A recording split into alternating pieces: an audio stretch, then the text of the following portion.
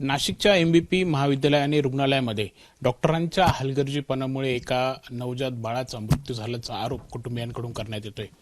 नक्की काय घडलं त्या दिवशी आपण विचारूयात. माझ्यासोबत त्या बाळाची आई आणि त्यांचे कुटुंबीय आहेत.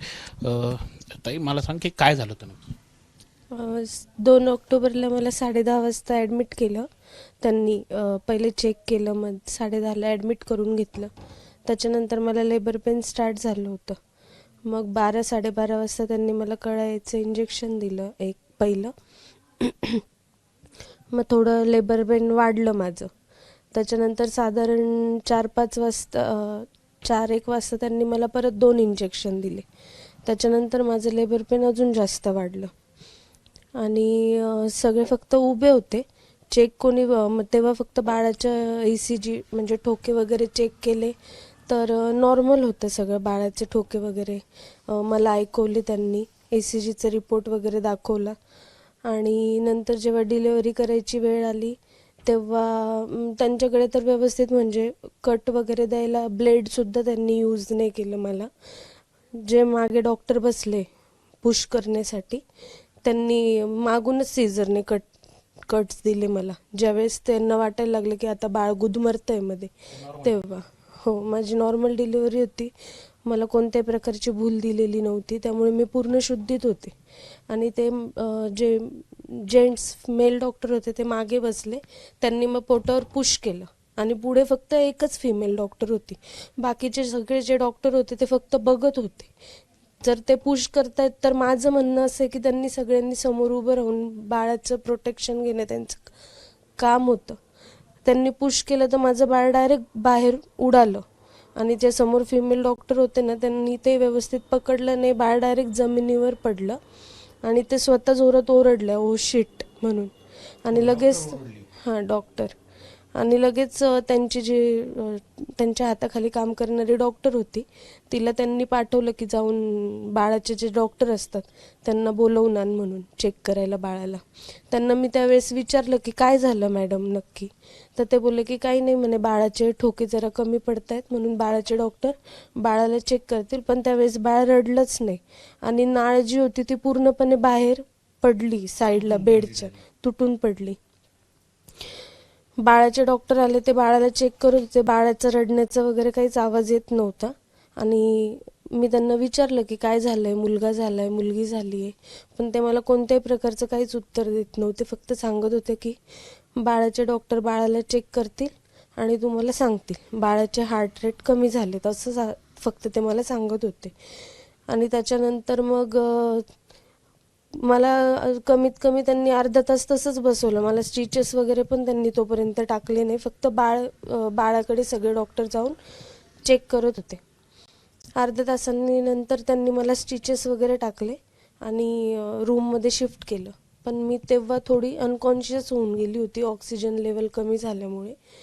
जेव्हा मी नॉर्मल झाली बाहेर मग सगळं गोंधळ चालू झाला की ते आम्हाला जेंडर पण सांगत नव्हते, मुलगा झाला आहे की मुलगी झाली आहे काय. म्हणून मग मी माझ्या आईला सांगितलं की मध्ये असताना असा प्रकार घडला की त्यांच्या हातातनं बाळ खाली पडलं होतं, तुम्ही एकदा चेक करा की बाळाला कुठे काही लागलं आहे का डोक्याला वगैरे असं तसं. मग त्यांनी जेव्हा 8-8:30 वाजता चेक केलं तेव्हा त्यांना दिसलं की एका साईडला बाळाला पूर्ण टेंगूळ आलेलं होतं. त्यांनी विचारलं ज्यावेळेस की बाळ पडलं होतं का, तर ते बोलत होते की नाही पडलं नाही आहे. पण ज्यावेळेस आम्ही बघितलं उघडून बाळाला त्यांनी पॅक केलेलं होतं तेव्हा पूर्ण बाळ एका साईडने डोकं सुजलेलं होतं बाळाचं डाव्या बाजूला. हां, मध्ये त्यांचं असं डिस्कशन चालू होतं की कडी वगैरे लावून घेतली. पेशंटच्या नातेवाईकांशी कोणीच बोलू नका, त्यांना फक्त हे उत्तर द्या की आमचे डॉक्टर येतील ते तुम्हाला सांगतील. आणि इंग्लिशमधनं ते एकमेकांशी बोलत होते की आपण बाळाला एक दिवस ICU मध्ये ठेवू, त्यांना सांगू की बाळाचे हार्ट रेट कमी झाल्यामुळे दुसऱ्या दिवशी आपण त्यांना सांगू की बाळ एक्सपायर झालं आहे असं. एवढंच फक्त मी आता सांगू शकते. त्यांनी जे काही प्रकार केलाय ना आमच्यासोबत तो खूप आम्ही सहनच नाही करू शकत. म्हणजे मी तर अजिबात नाही. आणि आमच्या फॅमिलीवर त्यांच्यामुळे जी वेळ आलेली आहे तर त्यांच्यावर योग्य ती कारवाई झाली पाहिजे एवढंच माझं म्हणणं आहे. जे आमच्यासोबत घडलं ते परत दुसऱ्या कोणासोबत नको घडायला. कारण की एखाद्या बाळाच्या आईवरती काय आता वेळी आली असेल हे आपण समजू शकतोय. त्यांचे वडील आणि कुटुंबीय देखील त्यांच्याशी आपण बोलूयात. तुम्ही आता याबाबत या सर्व प्रकारानंतर तुम्ही डॉक्टरांना जाब विचारला असता, त्यांनी काय उत्तर दिलं आणि तुम्ही आता पोलिसांकडे देखील तक्रार केली? ॲक्च्युली मी स्वतः 112वर कॉल करून पोलिसांना बोलवलं होतं, कारण हे आम्हाला काही रिस्पॉन्सच देत नव्हते. मला थोडं डाऊटफुल वाटल्यानंतर मी पोलिसांना 112वर कॉन्टॅक्ट करून बोलवून घेतलं. त्यानंतर तिथे पहिले आपले कॉन्स्टेबल्स आलेत. मग त्यांना थोडं गांभीर्य कळल्यानंतर त्यांनी मग सिनियरला बोलवलं आणि सिनियरला पण गांभीर्य कळल्यानंतर त्यांनी PIला पण बोलवलं होतं. तर PI सर स्वतः तिथे होते. त्यांनी सगळं बघितलं, त्यांना प्रकार कळाला. आम्ही फक्त भावे सर आले होते. भावे सरांनी आता आम्हाला मेडिकल लाईनमधलं एवढं डिटेल माहीत नव्हतं, ठीक आहे, म्हणजे जे डॉक्युमेंटेशनच्या बाबतीत असतं. तर भावे सरांनी एकच पॉईंट धरून ठेवला की जी तुम्ही OTमध्ये प्रोसेस चालू असताना त्याची एक फाईल असते की तुम्ही पेशंटसोबत ॲडमिट केल्यापासून तर आत्तापर्यंत काय काय केलं ती सगळी प्रोसिजर तुम्हाला लिहून ठेवावी लागते. तर ती जी फाईल आहे तिचे फक्त फोटो काढण्यासाठी ती आम्हाला द्या. आम्ही फोटोज काढतो की पेशंटसोबत तुम्ही काय काय केलेलं आहे, कसं घडलं, काय घडलं, आणि परत तुम्ही घेऊन टाका. ती फाईल त्यांनी आम्हाला रात्री 1-1:30 वाजेपर्यंत गोंधळ चालला. अक्षरशः शिवीगाळ झाला, सगळं झालं. त्यांचे सिनियर, मेन म्हणजे जे सिनियर डॉक्टर तिथे OTच्या डिलिव्हरीचेच पाहिजे होते, ते रात्री 1-1:30 वाजता जेव्हा खूपच गोंधळ वाढला, कोणीच ऐकायला तयार नव्हतं. पूर्ण कॉलेजचे सगळे मेडिकल स्टुडंटचे जेवढे मुलं होते त्यांना बोलवून, सगळे बाउन्सर्स बोलवून, आणि मग त्या मॅडम रात्री 1-1:30 वाजता आल्या 5 वाजेच्या डिलिव्हरीला. फक्त ट्रेनी 7-8 मुलं होते, इंटर्न्स होते सगळे ते, आणि 2 आया होत्या आणि 2 नर्स होत्या. आणि जेव्हा ॲक्च्युली लेडीजलाच अलाउड होतं फक्त मध्ये, जेंट्सला नव्हतं. मी बाहेरच उभा होतो. जेव्हा झालं की बाळाचा आवाजच येत नाही म्हणून माझ्या सासूबाई घाबरल्या.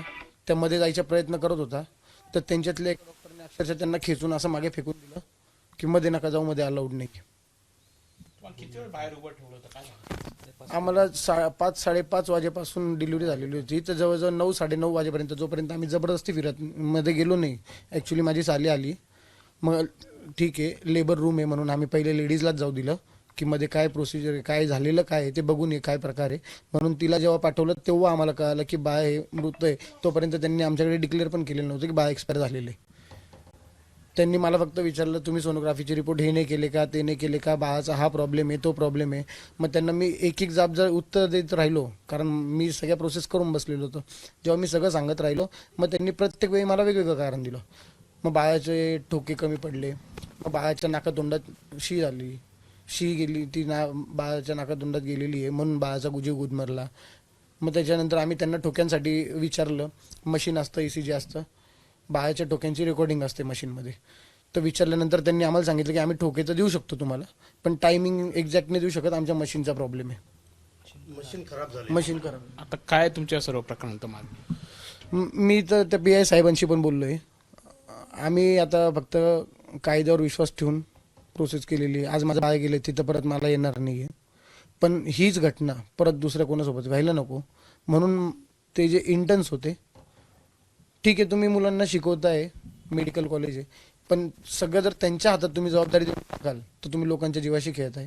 म्हणून त्या कॉलेजवर मोठी कारवाई झाली पाहिजे आणि त्यांचा हा जो नंगानाथ चाललेला आहे कॉलेजचा, तो कुठेतरी उघडा झाला पाहिजे, बस.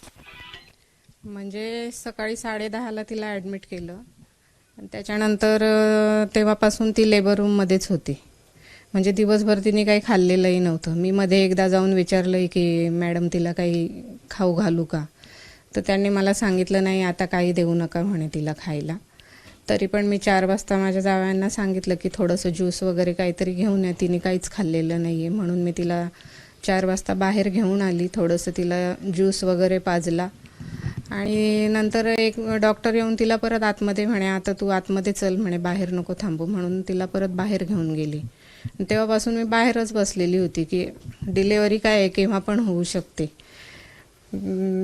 परत मी ती एक डॉक्टर बाहेर आल्यावर मी विचारलं की साधारण किती वेळ लागेल डिलिव्हरीला अजून, तर त्या म्हणे 8 वाजेपर्यंत तिची डिलिव्हरी होऊन जाईल.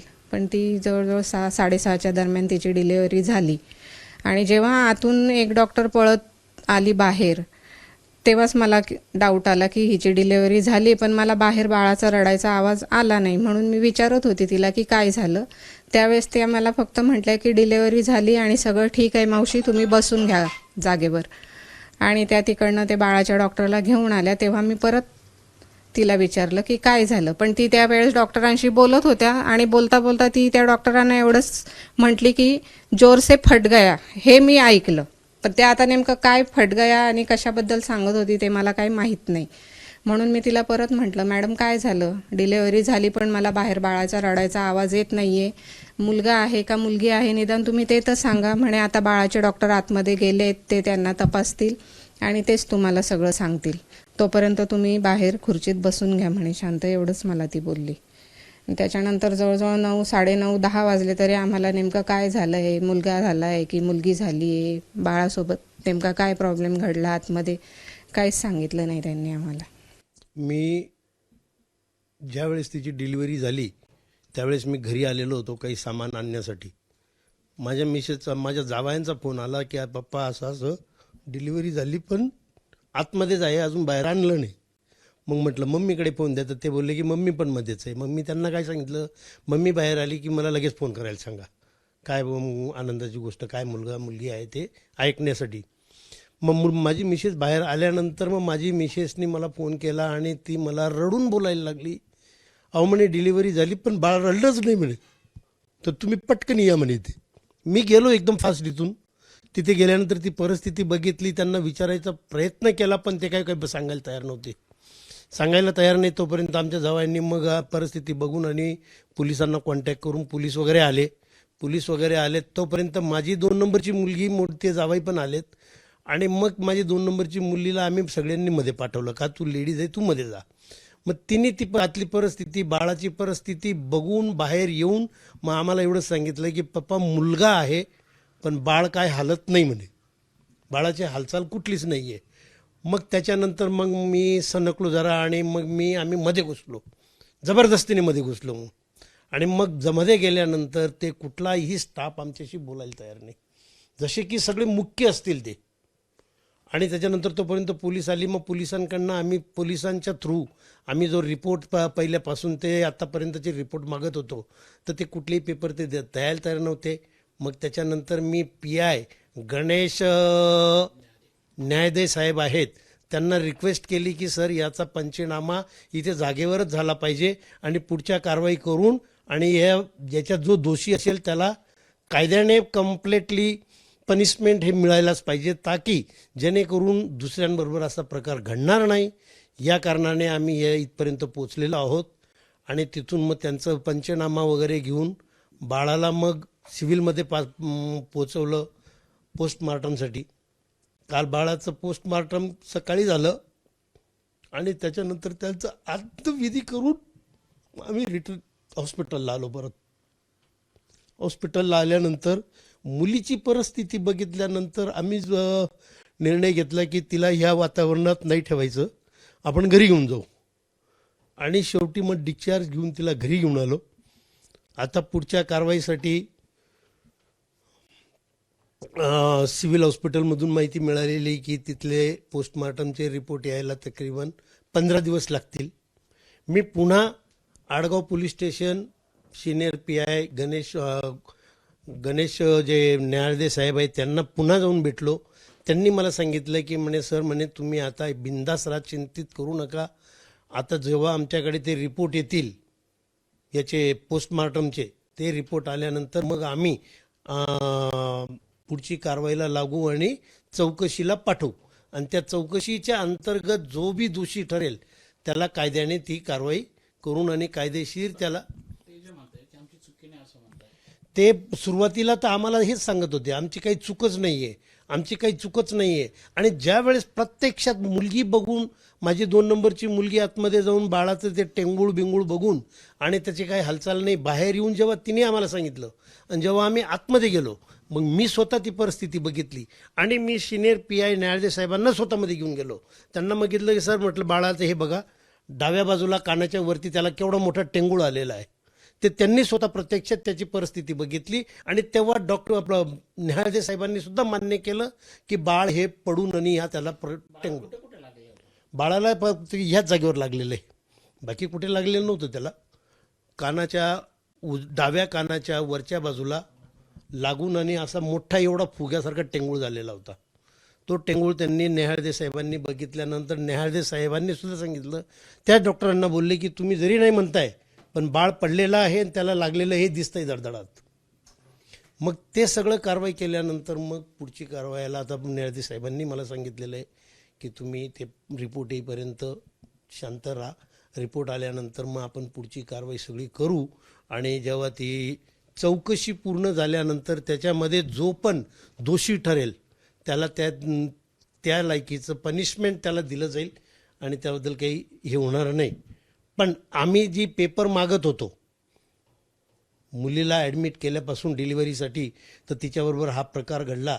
तोपर्यंतचे जेवढे ट्रीटमेंट, बाळाचे हार्ट कधी कधी चेक केले तुम्ही, बाळाचं कधी कधी चेकअप झालं, मुलीचं कधी चेकअप झालं, ते द्यायलाच तयार नव्हते.